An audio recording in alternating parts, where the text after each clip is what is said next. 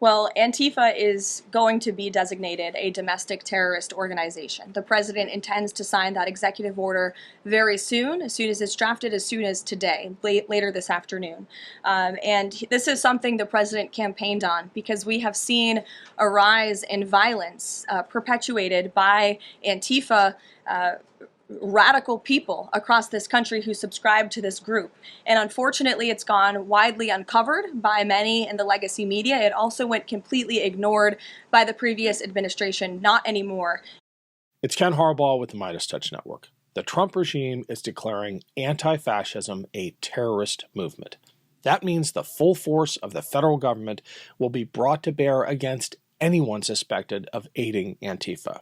Here's the problem with that. Antifa isn't an entity, it's an idea. Antifa doesn't have a leadership structure or bank accounts or membership rosters, which means the federal government, Pam Bondi, Kash Patel, and Donald Trump can define it however they want. They have already signaled that they will be going after funders like the Ford Foundation that support organizations with a mission to counter fascism. They will go after the media. And they will almost certainly go after Kris Goldsmith, the founder of Veterans Fighting Fascism. I've got a great two-part interview with Kris about this looming threat from the U.S. government, but a quick reminder first, I'll be on my way to Ukraine next week, so Bobby Jones will be guest hosting the Ken Harbaugh Show. I'll be back the week of October 6th with stories from across Ukraine. We've got an ambitious itinerary planned, no spoilers. But if you haven't yet signed up for my Substack page, please consider it. Every paid subscription goes directly into supporting the show. Thanks. Here's me and Kris Goldsmith. Welcome to the Ken Harbaugh Show. I've got Kris Goldsmith back. He's the founder and president of Veterans Fighting Fascism and Task Force Butler, which hold accountable extremists across the country and around the world. Kris, the president of the United States is planning to designate Antifa, a non-entity, as a terrorist entity. Antifa, of course, represents anti-fascism, but it's not an entity per se. What does it mean for the president of the United States and the full force of the federal government to declare anti-fascism to be a terrorist movement? Well, I am a proud veteran of the largest and most effective Antifa force ever, and that is the United States Army.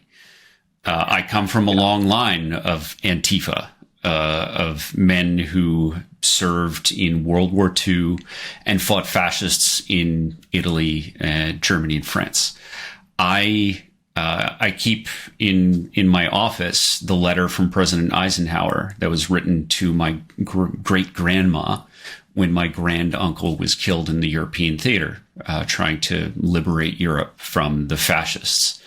So for Donald Trump to declare Antifa as a terrorist organization is laughable, as much as it is serious, because what he is trying to do is strip Americans of due process rights. By declaring Americans as terrorists, as members of an international terrorist organization, he's trying to accuse everything from the Ford Foundation, which Vice President J.D. Vance name-checked when he filled in for Charlie Kirk on state propaganda radio, which is what he's turned Charlie Kirk's show into, broadcasting from the White House, to folks like me. I mean, the great irony here is that Antifa, is not funded. I would love to receive some significant funding that allows me to do what I do. The White House can investigate all the funding they want. There is no funding. So, but again, it's as laughable as it is serious. As we said in a recent episode, I think you and I are on the list. We are opponents of a fascist regime, and they will use the tools of regulatory agencies to go after us. If not, a uniformed police force, a federalized National Guard.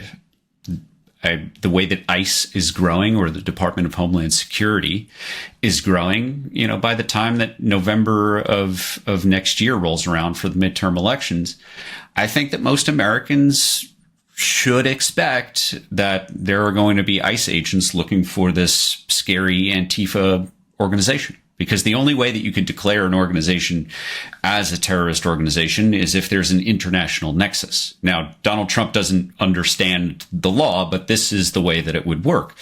In the same way that we declare an organization like Atomwaffen as a terrorist organization because it has members internationally.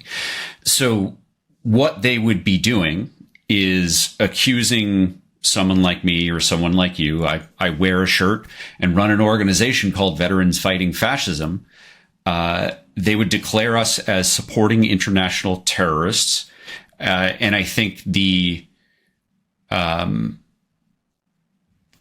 line between declaring an American citizen and combat veteran to be a terrorist because he identifies as an anti-fascist and sending said veteran to Alligator Alcatraz, I think that line is very short. And I know that people might hear this and think that it sounds hysterical, but think of who you were and think of your mindset. I know not you, Ken, but for the average listener, think of what you thought back in October. It would have sounded hysterical if you heard me or did the training scenarios that Ken and I worked on together.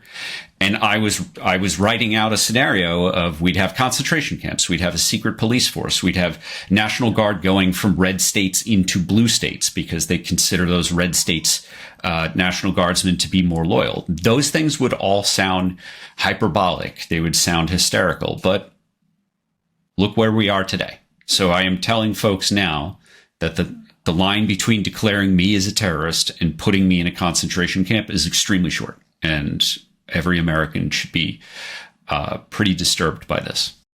Hey everyone, it's Ken Harbaugh. Quick break to say just how grateful I am for all of your support for this channel and for this show. We have a big reporting trip coming up to Ukraine. I could use your help. We have to cover the film crew, interpreters, fixers, security. It's a whole thing, but it is worth it to be able to share with you and others what is actually happening on the ground there. I just published a feature story in The Atlantic about my last trip where I embedded with the drone unit at the front. Click the link below for the full article, and we'll be putting out more great fact-based reporting over Substack. Please consider subscribing. Everything I make from Substack and Patreon goes back into this show. Thanks for the help. Do you remember during the debate around the AUMF, the authorization for the use of military force, that gave the government basically an unlimited writ to wage war around the world against any entity it considered a terrorist organization? And there were those of us saying, look, that is far too vague. What happens if and when a tyrannical president or a president simply predisposed to abusing their power declares an American organization to be a terrorist entity or an American citizen, and we're basically laughed out of the room? That's where we are. That's where we are. Literally, we have a president who is on the verge of declaring Americans terrorists for speaking up against him. And look, that's the other piece of it. I appreciate your perspective on the legal approach to tackling this non-entity entity Antifa, but I think there is something even more sinister in the fact that it's not an organization, because the president has basically declared an idea to be a terrorist idea. Yeah, and Stephen Miller and J.D. Vance on Charlie Kirk's fascist propaganda show, again, that they broadcast together from the White House, they were specific in naming the Democrats, the Democratic Party, progressives, liberals, as terrorists.